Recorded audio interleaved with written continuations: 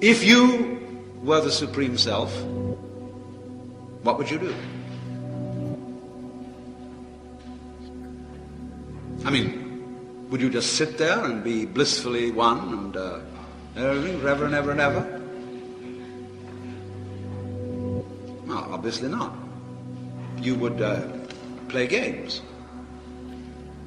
You would, in other words, for the very nature of the fact that I said, no energy system is an energy system unless it lets go of itself. So you would let go of yourself. And you would get lost. And you get involved in all sorts of adventures. And you would forget who you were. Just as when you play a game, playing poker.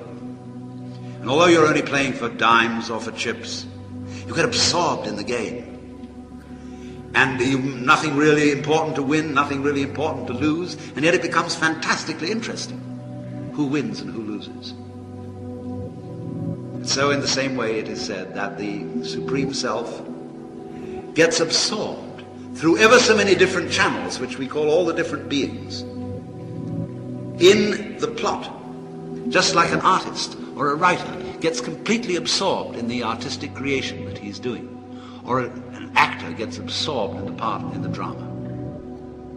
At first we know it's a drama. We go to a play and we say it's only a play, and the proscenium arch tells us that what happens behind that arch is not for real, just a show. But the great actor is going to make you forget it's just a show. He's going to have you sitting on the edge of your chair. He's going to have you crying. He's going to have you trembling, because he almost persuades you that it's real. And what would happen if the very best actor was confronted by the very best audience? Why, they'd be taken in completely. And the one would confirm the other. So this is the idea of the universe as drama. That the fundamental self, the Saguna, Brahman, plays this game, gets involved in being all of us, and does it so damn well, it's so superbly acted that the thing appears to be real. And we're not only sitting on the edge of our chair, but we start to get up and throw things. We join in the drama, and it all becomes whatever it is that's going on here, you see? Then, of course, at the end of the drama, because all things have to have an end that have a beginning, the curtain goes down and the actors retire to the green room. And there the villain and the hero cease to be villain and hero, and they're just the actor. And then they come out in front of the curtain and they stand in a row, and the audience applauds the villain along with the hero. The villain for having been a good villain, the hero for having been a great hero. The play is over. And everybody heaves a sigh of relief. Well, that was a great show, wasn't it?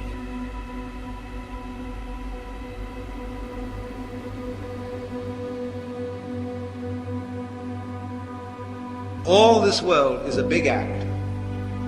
Leela, the play of the Supreme Self. And it's therefore compared to a dream, to a passing illusion. And you should not therefore take it serious. Although that, of course, is involved. We do take it seriously. But you see, one of the great questions that you have to ask yourself, when you really get down to the nitty-gritty about your own inmost core, is, are you serious? Or do you know deep within you that you're a put-on? The fans of Alan Watts want a fucking fan, a true fan, a motherfucker who gets what the motherfucker was saying.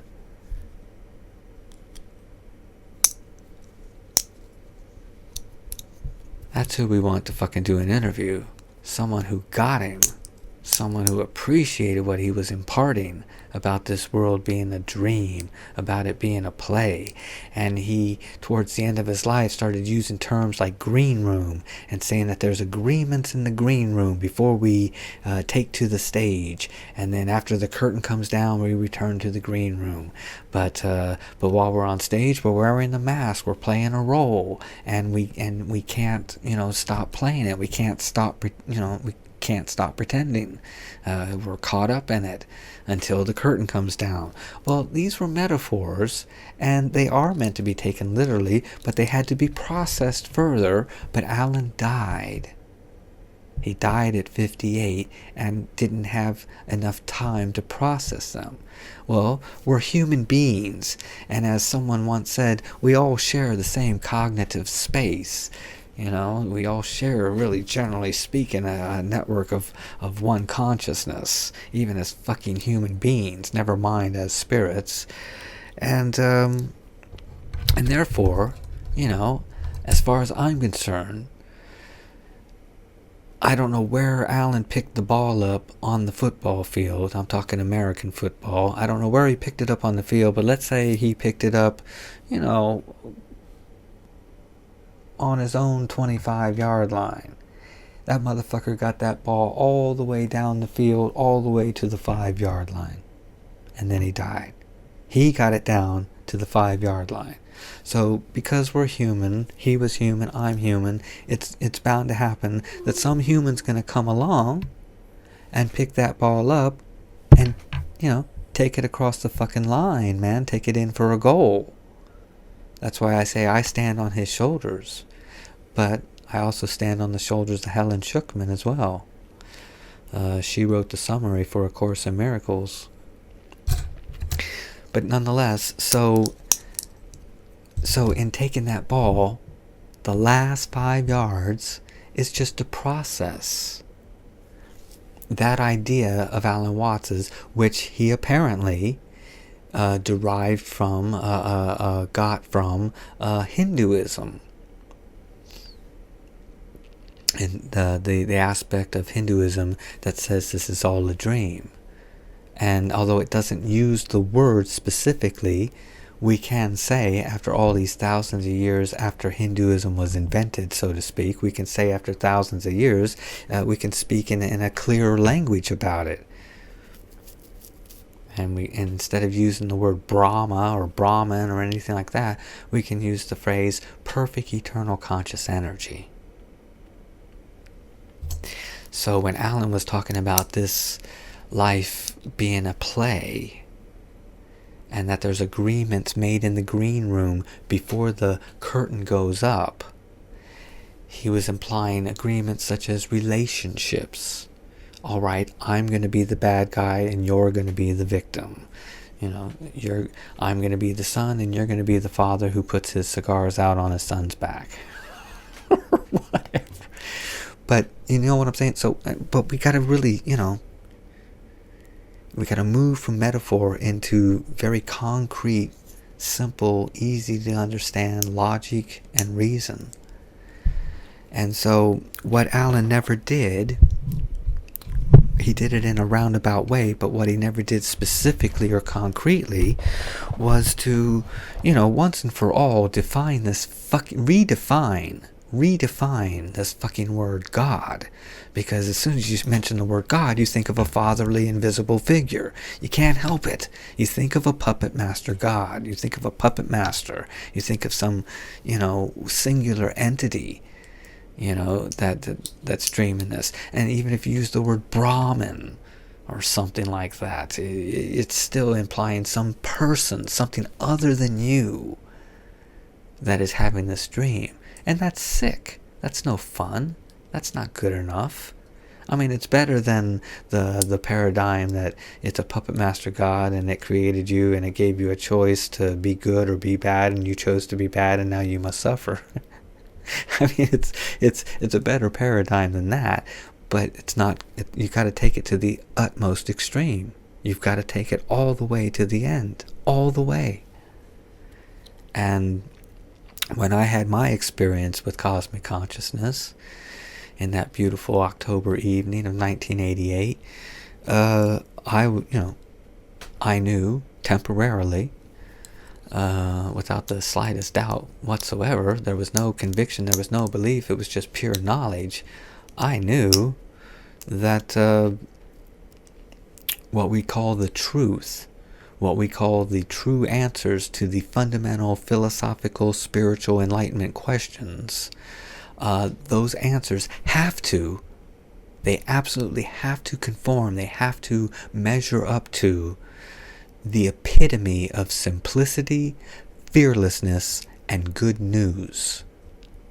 Means there can't be any fear in the paradigm whatsoever. There can't be any fear in those answers to those three fundamental questions. Can be no fear whatsoever.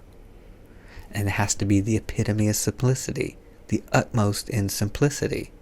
Not complexity, simplicity. And it has to be 100% fearless. The answers to the three fundamental questions of philosophy, spirituality, and enlightenment, which we call philobabble, those answers cannot frighten anyone with an average intelligence. So you're talking metaphor when you talk about green room and agreements in the green room before the curtain goes up. And like I said, Alan, there's times in his lectures when he does sort of redefine, give you a better definition of what God is, but he didn't do it enough, and he didn't sort of stick to it. That is to say, repeat it over and over and over. He didn't do that. It's just occasionally it would pop up. He would refer to God as something like the original primal consciousness, which I would agree with, the original reality. See, it's much easier to look at this, when you think about life, it's much easier to think in terms of eternal and temporary, spiritual and physical, reality, dream. Just two worlds, not a bunch of different worlds. Yes, within the dream world, within a dream universe, it can be amazingly fucking complex, and there can be worlds within worlds, and Jesus Christ, wheels within wheels within wheels. But so-called philosophically speaking, there's just two realities. There's your spiritual reality, which is an eternal reality, which means it's always existed. It never had a beginning. That means there was no creator of it. There is no source to it. And then there's the temporary reality, the mortal reality, the physical world. And obviously the physical temporary world can't create itself, and it obviously is logical and reasonable that an eternal consciousness is going to be responsible for the creation of a temporary conscious experience. So I believe that had Alan lived another 5 or 10 years, he would have redefined God to something like what I am now known for saying. He would have redefined God as perfect, eternal, conscious energy. He would have redefined life once and for all. What is life? Life is not biology. Life is consciousness. I wonder what you would do if you had the power to dream at night any dream you wanted to dream. And you would, of course, be able to alter your time sense and slip, say, 75 years of subjective time into 8 hours of sleep. You would, I suppose, start out by fulfilling all your wishes. You could design for yourself what would be the most ecstatic life. Love affairs, banquets, dancing girls, wonderful journeys, gardens, music beyond belief. And then after a couple of months, of this sort of thing at 75 years a night, you would be getting a little taste for something different. And you would move over to an adventurous dimension, where there were sudden dangers involved and the thrill of dealing with dangers.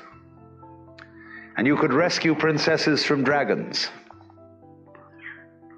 and go on dangerous journeys, make wonderful explosions and blow them up,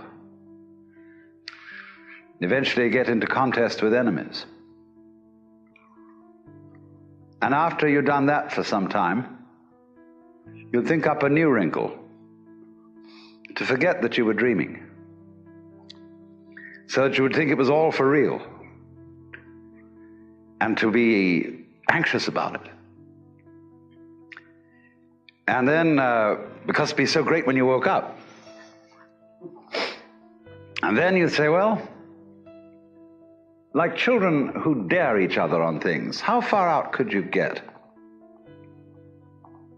What could you take?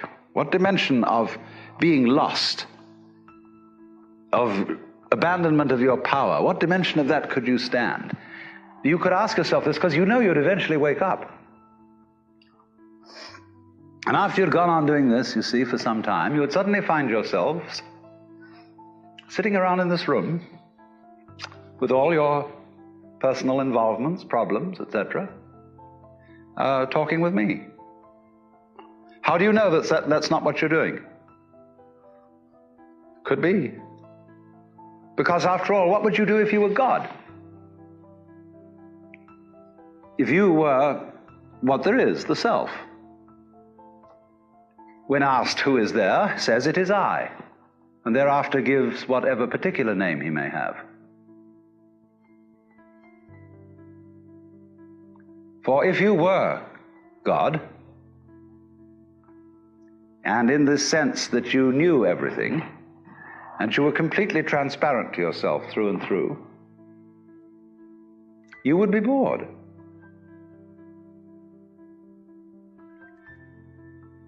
Because if, looking at it from another way, we push technology to its furthest possible development, and we had, instead of a dial telephone on one's desk, a more complex system of buttons, and one touch, beep, would give you anything you wanted. Aladdin's lamp. You would eventually have to introduce a button labeled surprise. Because all perfectly known futures, as I pointed out, are past. They have happened, virtually. It is only the true future is a surprise. If you're not conscious of it, it don't fucking exist. Sorry, it may as well not exist if you're not conscious of it. And so life is consciousness. What is consciousness? That's to some people that's a fancy word. That's a frightening word. That's too technical for me. I don't know what you're talking about. I'm gonna watch Pootie Pie or Lady Gaga. I'm not gonna listen to this Al Newport. Consciousness is thinking and feeling. That's all it is. You are a thinking, feeling entity who knows it is a thinking, feeling entity. That is life. That's all life could ever be. That's all life has ever been. It's just what we humans intentionally chose to forget was that consciousness is eternal and it's perfect. It's perfect because it's eternal. Because at what point in forever would you begin to approve, and at what point in forever would you then thus conclude that you have reached your improvement? So you are a perfect thinking, feeling entity who has always been a perfect thinking, feeling entity. You have a, what would you say?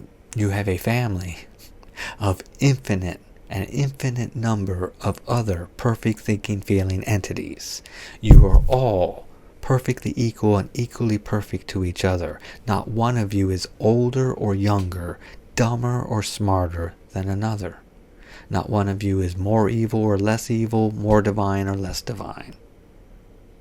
You are perfect, eternal, conscious energy. You are an eternal, thinking, feeling entity. What are you to do with your ability to think and feel forever and ever and ever and ever and ever? It's the equivalent of like being in a cave or being in a room all by yourself. What are you going to do by yourself forever and ever and ever? You have the ability to think and feel, and you can't help it. The fact that you are aware of the fact that you exist. You are aware of the fact that you think and feel, and you are aware that you are amongst your equals who also think and feel. Because you're eternal, you are real. That is the only thing that is actually real, that which is eternal. And the only thing that is eternal is perfect eternal conscious energy. Perfect spirits are the only thing that is real. So, you're a thinking, feeling entity. You've always been a thinking, feeling entity. You don't have to have a body. You don't have to have a face. You don't have to have a brain. You don't have to have eyes, ears. You don't have to have any kind of physical body or any body whatsoever in order to be a thinking, feeling entity who has always been alive as a thinking, feeling entity. There is only perfect eternal conscious energy. That is not an energy like air. That's not an energy like space between the fingers, between the stars, between the leaves on the tree. No, perfect eternal conscious energy is a thinking, feeling entity. And that's all there actually is, are an infinite number of thinking, feeling entities. So what do we call their home state of awareness? We call it reality heaven, or we call it reality, or you call it the original reality. So what are you to do in your original reality, in your home state of awareness, as a spirit, as a perfect spirit, as a thinking, feeling entity who can think whatever it wants to think and feel whatever it wants to feel and dream whatever it wants to dream? What's it to do throughout forever and ever? Well, obviously because it has the ability to dream, to think out and script and plan and design spiritual movies which it can then experience as if they're the only conscious experience it's ever had or will have. And that's what we're doing here. So Alan would talk about the green room and the play. Well, he would have eventually taken it, to the nth degree, and done away with that metaphor and taken it, completely serious to the end. And the end would be that, obviously, these so-called agreements that you're making in the green room, well, who's doing that? Who's making the agreements? Well, obviously the participants. Well, what are the participants that are making the agreements in the green room before the fucking curtain goes up, before the play begins? Who are these participants? Well, he would have identified each participant as a perfect spirit, as perfect eternal conscious energy. Now, in his lifetime, he seemed to studiously avoid words like spirit and soul. And he didn't like to speculate about the afterlife. He preferred, it seems, to believe that it would be like going to sleep and not waking up. But he also reckoned that if this conscious experience that we're having, this conscious world, if this could happen once, then it could happen again. And he was completely at peace with that. For me, that's repulsive and repugnant. I don't like that idea of going to sleep and never waking up and just take it for granted that, well, maybe someday, obviously someday, could be zillions and zillions and zillions and zillions and zillions and zillions and zillions of years away, that this could all start all over again. I don't like that idea. So he would have taken the idea of the green room. He would have said that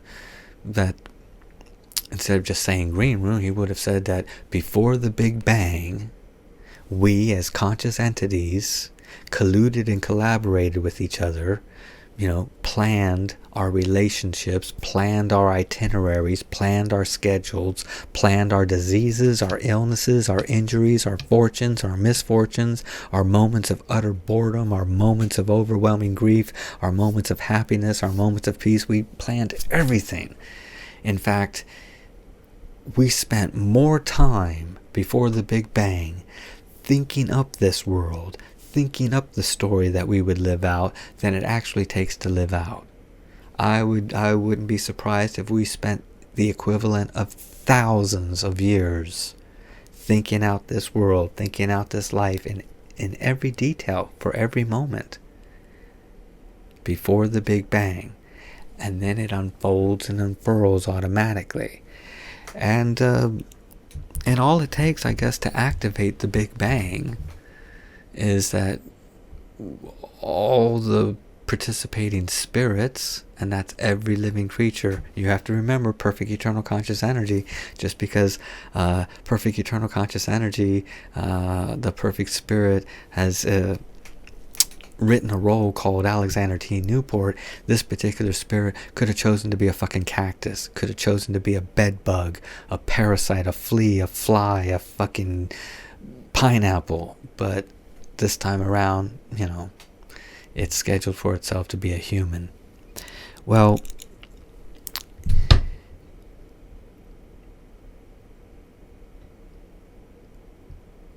these spirits, once they're all satisfied with their schedule, with their itinerary, with their script, with how their movie is going to play out, and all the relationships have been established, all the agreements have been made, this includes the spirits that are going to be your dog and cat, the spirits that are going to be the food on your plate, the potatoes, the carrots, the pig, the cow, the chicken, the fish, and so forth. After all these relationships, after all the plans have been finalized, then we obviously, in order to initiate the Big Bang, which causes the unfolding and unfurling of this beautiful, magnificent design, this incredibly choreographed spiritual movie, in order to initiate the Big Bang, we all choose to forget that we are perfect eternal conscious energy. And in doing so, you also forget you're the fucking author of this experience. You have to notice that every living being that's here and that has been here on this planet has had a life of suffering off and on throughout its existence. It's had an ice cream and shit existence. It's had moments of niceness and moments of horribleness. Every living creature. Don't matter what it practices, doesn't matter what it believes in, doesn't matter what its diet is, doesn't matter what its genetic history is, doesn't matter what it disbelieves, doesn't matter what it adheres to, doesn't matter what it avoids, doesn't matter what it promotes, doesn't matter how much it prays, doesn't matter how evil it is, how blessed it is. It's gonna suffer. It's gonna eat shit and ice cream from the cradle to the fucking grave.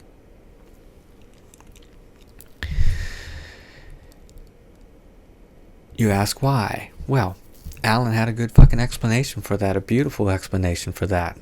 Why? Why? Okay, we're spirits. We're perfect eternal conscious energy. We're perfect spirits. Okay, yep, it makes sense. You're alive forever and ever and ever and ever. There's nothing you have to do. There's no way you can be diminished. There's no way you can be improved. There's nothing you need to do to maintain your existence as perfect eternal conscious energy. There's no way you can destroy it. There's no way you can threaten it. So there's nothing you have to do. So what are you going to do throughout eternity? You're going to use your ability to think and feel to create these fucking dream worlds, these dream selves. And so, like Alan said, imagine being able to, dream any fucking dream you want. Well, the first 100 million times, maybe it's going to be a happy-dappy dream, isn't it? It's going to be an orgy, Jack. It's going to be sex, drugs, rock and roll. It's going to be the finest of everything and blah, blah, blah. And after a while, that's going to get boring. And so you're eventually going to dream a shitty, fucked up, ice cream and shit complex, happy-dappy nightmare like this one. Obviously. Let's suppose that you were able every night to dream any dream you wanted to dream. And that you could, for example, have the power within one night to dream 75 years of time, or any length of time you wanted to have. And you would naturally, as you began on this adventure of dreams, you would fulfill all your wishes. You would have every kind of pleasure you could conceive. And after several nights of 75 years of total pleasure each, you would say, well, that was pretty great. But now let's have a surprise. Let's have a dream which isn't under control. Well, something is going to happen to me that I don't know what it's going to be. And you would dig that and come out of that and say, wow, that was a close shave, wasn't it? And then you would get more and more adventurous, and you would make further and further out gambles as to what you would dream. And finally, you would dream where you are now. You would dream the dream of living the life that you are actually living today. That would be within the infinite multiplicity of choices you would have, of playing that you weren't God. Because the whole nature of the Godhead, according to this idea, is to play that he's not.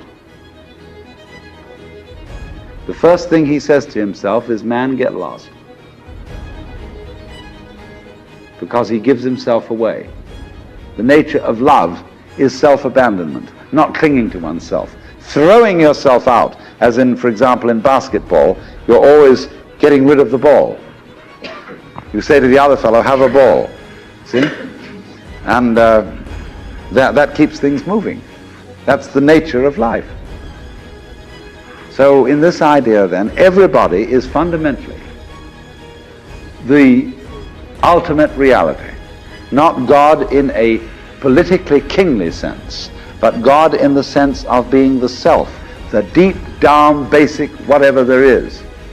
And you're all that. Only you're pretending you're not. With the help of Alan and his Hindu influence of remarking that this is a dream, that this is some kind of play, a stage play, a spiritual movie, eventually you realize, well, what is real? Well, life. What is life? Well, life is consciousness. Life is thinking and feeling. So eventually we define what is real as perfect eternal conscious energy. So nothing real can be threatened. Well, let's say perfect eternal conscious energy cannot be threatened. Nothing unreal exists. Herein lies the peace of God. So the only thing that's real are perfect spirits, and perfect spirits are perfect eternal conscious energy. So get rid of the word God, and instead say nothing real can be threatened, nothing unreal exists. Herein lies the peace of perfect eternal conscious energy. And like I said, in Alan Watts' autobiography, which for the most part is a big fucking yawn, there were 2 or 3 places that were amazing. One is at the very fucking beginning of the book, where he just blurts out that we are omnipotent, omniscient entities. But he never really follows up on it, And then in another part in the book, he asked the question, and I'm paraphrasing, but he asked the question, what if God chose to have the dream of being a child who dies a horrible death in a war just for the convulsive shock of waking up divine? Waking up and realizing he's God. It was just a bad dream. I'm not hurt after all. So combining those things, along with the experience that I had with MDMA in October of 1988, where I knew that the answers to the philosophical spiritual enlightenment questions had to measure up to the epitome of simplicity, fearlessness, and good news, it just sort of all fell into place, you see. So we advanced the ball where Alan left it on the 5-yard line, 5 yards from the fucking goal line, and we we update this thing about the green room, and instead we say that we are perfect spirits, we are perfect thinking, feeling entities who are eternal, who have always existed, who are life itself. They have nothing better to do in their home state of awareness, which is spiritual sanity and sobriety. It's what you experience, when you're not having a dream. And since we have nothing better to do in our home state of awareness, reality heaven, our original reality, it never changes because we are it. We as perfect eternal conscious energy, we as perfect spirits, we as perfect thinking, feeling entities never change. We never, ever, ever change. Our home state of awareness, our home state of sobriety and spiritual sanity, it never changes. It is static. Some people are very repulsed by that idea. They hate that idea, when actually it's very peaceful, it's very secure, it's very trustworthy. The fact that it is static, it never changes. Actually, there's a sort of a line in the Bible, as I recall, where it says something like, God is keeping your room in your house in heaven. It's the same way that you left it. He's taking care of it. It's when you die, you're going to find that your room is the same room that you left, that nothing has changed. It's interesting that the Bible says that. Because, as I say, what we would call reality heaven, our home state of awareness, when we're not dreaming a dream, it never changes.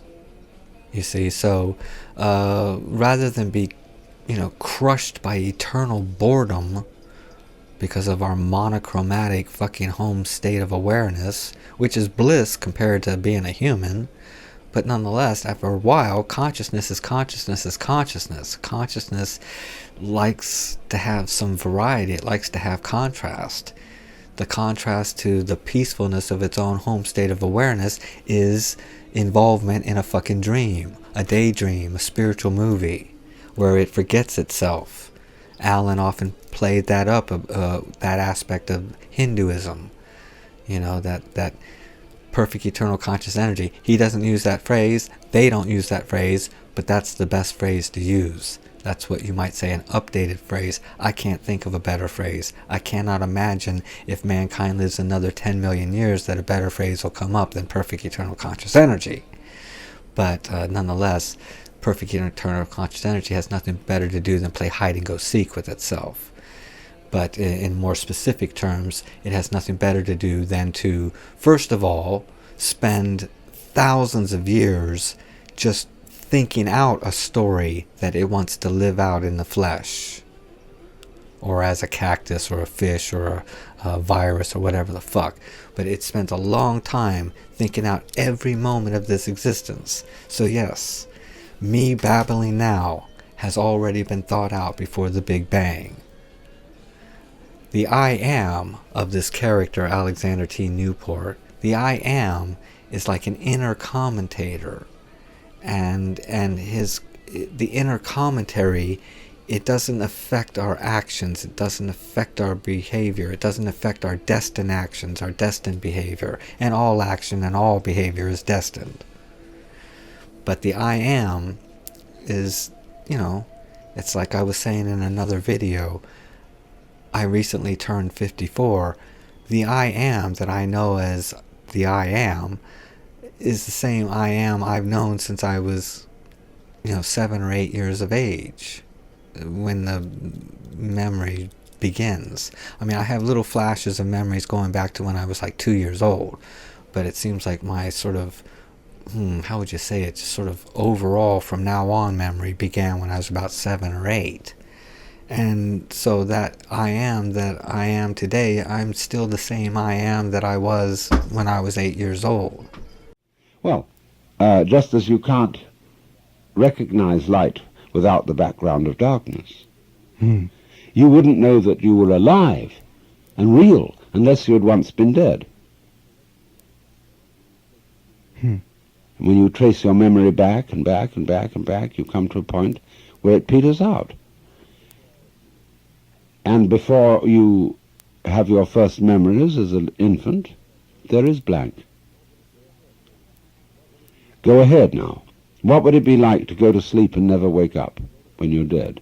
See? Go to sleep. You never wake up. Well, it won't be like going into the darkness forever. It won't be like being buried alive forever. It will be as if you had never existed. Not only you, but everything else. It will be just as if nothing had ever happened at all. But that was the way it was before you were born. And so what can happen once happens again. Because this blank that we meet when we try to go back before we remember anything, and the blank that we meet when we think about going to sleep and never waking up, and the blank that we encounter when we try to see our heads, and the blank out of which the stars shine, is all the same blank. It's you. And you can't see it. You can't pin it down, just in the same way that you can't bite your teeth or kiss your lips. Or see your eyes. The empty thing, what we fear as so-called nothingness, is ungraspable, unintelligible, because it is ourselves. Now, I'm not trying to convert anyone to this idea. I'm just trying to put it forward as an interesting thing to think over. Try it. Try it for size. And the thing is most people in this dream world did not come into this dream world, did not choose to have this dream, along with you and everyone else. They did not choose to have this dream in such a way that they realize it's a dream. Most people are not here to realize this is a dream. You understand that. You understand how sensible and logical that is. Most people are not here to find the truth. They call themselves seekers. They say they're looking for the meaning of life. They say they're looking for spiritual enlightenment and so on and so forth. They're not. The majority of them do not want to find the truth because it's more fun doing the journey, doing the exploration, rather than reaching the destination and finding the truth. The truth is available to find if you're destined to find it. But the thing about the truth is that it won't free you from fuck all. You know, all them fucking gurus, all them people giving off this bullshit about how the truth is going to give you power and abundance and prosperity and cure your fucking cancer overnight and so on and so forth. They're just, you know, they're leading you up the garden path, but not necessarily maliciously or malevolently. They may very well believe what the fuck they're saying, but they haven't visited higher states of consciousness. They haven't had a breakthrough experience with higher states of consciousness, and so they haven't realized that this is a dream, that there's nothing you can get wrong, that absolutely everything in your life was planned by you. You planned it. Every fucking detail. Every good thing, every bad thing, every moment, every mood, every bout of depression, every injury, every illness, every disease, every makeup, every breakup, everything. You planned it all. Why would you want to believe that someone or something else planned your life for you or made you be here? It's more empowering to fucking believe that you are the one that's responsible for your existence here, every bit of it. And it's disempowering to believe that you have free will, free play here. Because if you truly had free will, free play here, and it wasn't destined, and you hadn't thought it all out beforehand, before the Big Bang, then motherfuck, you're a pretty fucked up person, aren't you? You've experienced a lot of pain, a lot of tragedy. You've cried rivers and oceans of tears over the years. And, you know, what's that saying about you and your ability to navigate your way through this free will, free play, you know, in a happy, heavenly way? Well, you can't do it. And the reason why you can't do it is because there is no fucking free will, free play. At best, your inner commentary is where you have free will, free play. You have the free will in your inner commentary, but you're in a boat on a river, and you can't steer the fucking boat, you can't steer the river, nor can you get out of the boat until it's your time to get out of the boat, and you're the one that destined how and when you would get out of that boat. You're the one that destined how and when you will die and wake up from this dream. And until such time, it doesn't matter whether you know the truth or not. It doesn't matter whether you believe in free will, free play, or destiny. You can't get it wrong. It's your dream. You're the one that dreamed it out. And so then the obvious question is, well, why would I dream all this shit in my life? All these fucking bouts of depression, suicidal despair, anger, hatred, self-loathing, life-loathing, hatred of mankind. Why would I do this to myself? And so, well, you know, as Alan Watts suggested,